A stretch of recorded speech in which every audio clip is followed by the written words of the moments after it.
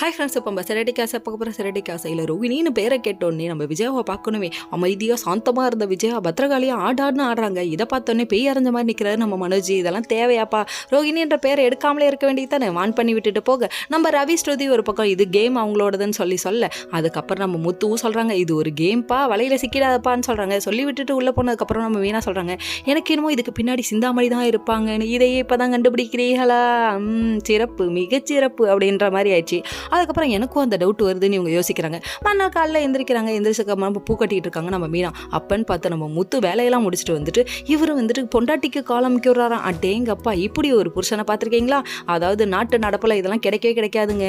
Reels தான், real லைஃப்பில் எதுவும் நடக்காதுங்க அப்படிங்கிற மாதிரி ஆயிடுச்சு. அது மட்டும் அதுக்கப்புறம் பார்த்தா நம்ம சிந்தாமணியை போய் மிரட்டுறாங்க. லெட்டர் எழுதிட்டு போய் இப்போ வாங்கி கொடுக்க முடியுமா முடியாதான்னு சொல்லி மிரட்ட. அதுக்கப்புறம் இவங்க வீட்டு பத்திரத்தெல்லாம் வாங்கி கொடுக்க சிறந்த தலைவி வாழ்கன்னு கோஷம் போடுறாங்க. என்னங்க பண்ணுறது, நாட்டு மக்களுக்காகவே நல்லது செய்யறதுக்காகவே என்ன பித்து புட்டாங்க போல அப்படிங்கிற மாதிரி இருக்கு மீனாவோட ரியாக்ஷன். அதுக்கப்புறம் நம்ம சிந்தாமணி உன்னை விட்ட மாட்டேன், விட்டாதீக, வெட்டி கொள்ளுக அந்த மாதிரி ரியாக்ஷன் விடுறாங்க.